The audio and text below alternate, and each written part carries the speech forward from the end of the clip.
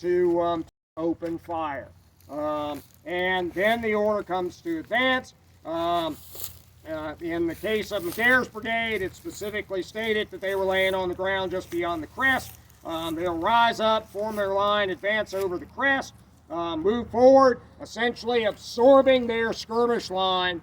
And now there's enough Confederate power coming westward that Bartleson's skirmishers are going to be driven back. He himself is going to be severely wounded. He will be carried to the Brotherton farmstead, and as Bartleson's 100th Illinois men are pushed back, they still want to try to resist. As they're pushed out of the woods across the road, what do they next have to take cover on? Snake the fences, yep, and the buildings of the Brotherton farmstead, and this will stiffen their resistance. It will actually slow some of Fulton's brigade down just enough directly in front that it allows the center and left of Fulton's brigade to actually cross the Lafayette Road. And similarly with McNair's brigade, they'll cross the road and they actually will pinch off and capture amongst the buildings of the Brotherton farmstead a fair number of men of the 100th Illinois and Bartleson himself.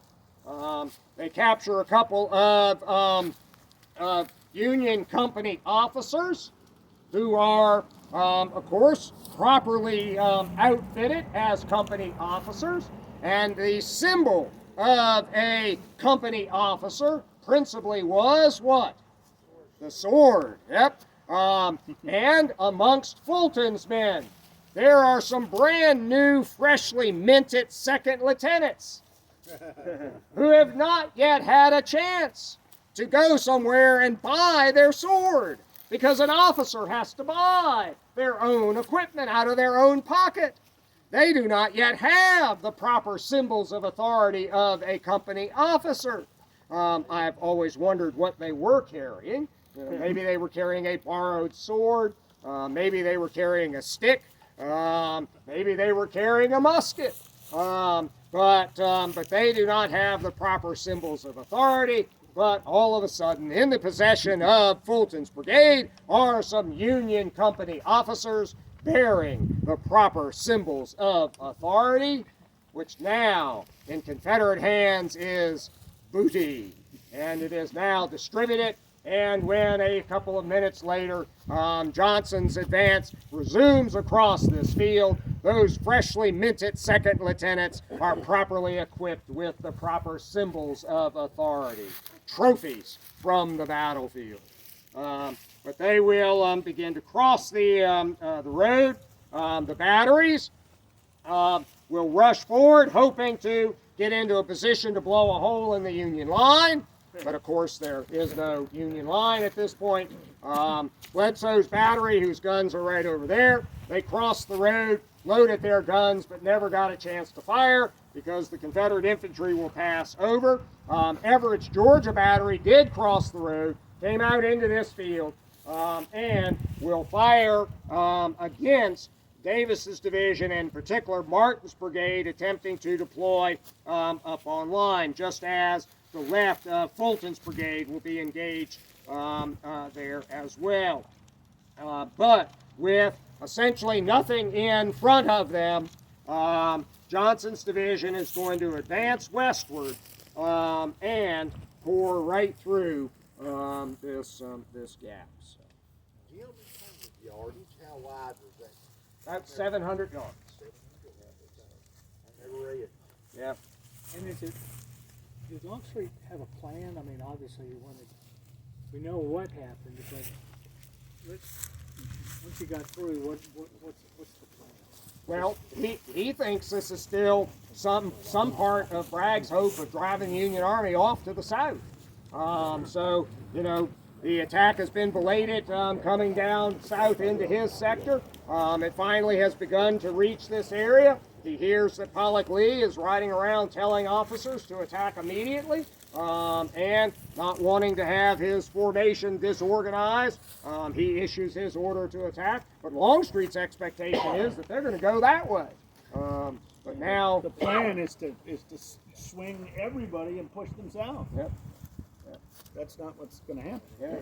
And he's hoping that now, as the attack has finally started to reach his sector, that maybe this is finally starting. And so he's going to try to do what Bragg wants him to do. So he's moving forward to attack, and his hope will be that they'll be able to push the Union Army on. So consequently, is it fair to say the Confederates never gave the attention to the Lafayette Road with the Union? I mean, they wanted to keep it open to Union as an avenue of retreat to Chattanooga. But that was the Confederates were not that concerned with or preoccupied with the Lafayette Road. They were looking more at trying to Well, but the best way to prevent the Union Army from getting back to Chattanooga would be to block the Lafayette Road. But where you want to block the Lafayette Road is not here. You want to block it up there. And so you can say that that Bragg's concept for the operation on September the 20th is not ideal because the weight of his army is not up there. And certainly Bragg did not make clear to his subordinates on the 17th or the 18th or the 19th just how critical cutting the Lafayette Road is. Which is why today in military leadership it is so important to identify key terrain. What is the key terrain? You might think it might be obvious, but in the way things unfold, maybe you have to be really specific about what the key terrain is to accomplish that bigger objectives. It was never obvious to Bragg. He seemed to always have trouble with terrain. Correct. And ultimately, I think in the end, the fault lies with Bragg himself, that he does not, he in general has this concept in mind, and it's a good concept, but he does not fully understand what it's going to take to accomplish it. So, Trevor? I guess I just want to understand what is Rosecrans and Thomas, what is making them drive their decisions to everything be focused to the north? I know they want to keep the Lafayette Road retain their way to Chattanooga. but that's it. Yeah. So there's no longer like an offensive strategy really other No, than they've decided on the night of the 19th that they're too heavily outnumbered. They know by now that the Confederates have been heavily reinforced. They don't know how strongly, but they actually tend to overestimate. They believe that they're facing 100,000 Confederates. And they decide that the Army isn't ready yet to retreat. They still have hospitals and all those supply wagons that are trying to move to Chattanooga. So they're going to hold for another day. They have, according to some, they have taken all the punches the Confederates could throw at them on the 19th and beat them back. They think they can hold.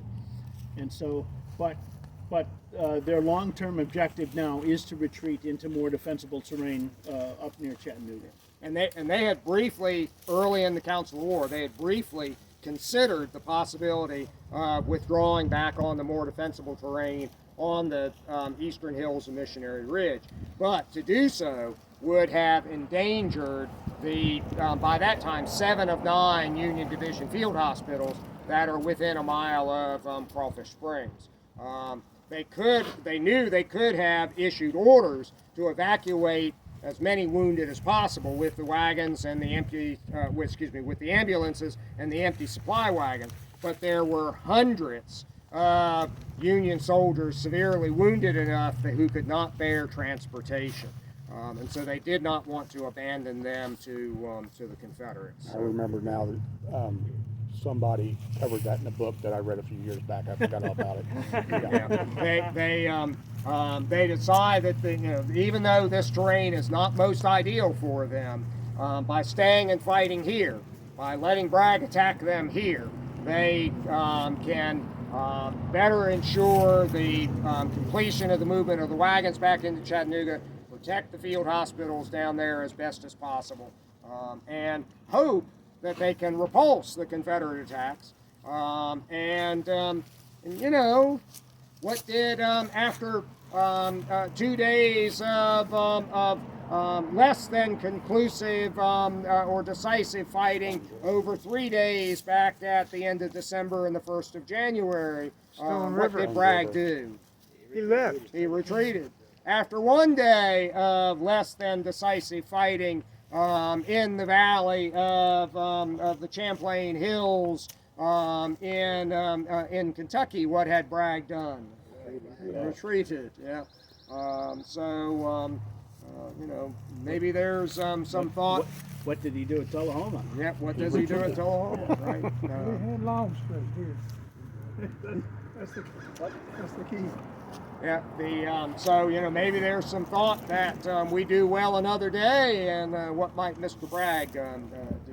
He go home for supper. What happened to Bartleston? He will be held as a prisoner. I forget exactly when he is exchanged. And then he gets killed on June 19th at Outside of what? Kennesaw Mountain. what becomes known as Nodine's Hill. Yeah, So, he's commanding. He's a divisional officer commanding the skirmish line on June 19th, and he's aggressively pushing forward the skirmishers, and he's shot and killed. One of his legacies is the fact that he does leave us a journal, a Libby prison journal, that is a very good document describing the famous Libby prison escape, the tunnel and escape in over the winter of 1864. yes. Bully for Bragg. Hella. Want to talk about what happens to Buell as he's pulling out, or you want to go back and do that? Why don't we do that when we look out into the field? Okay.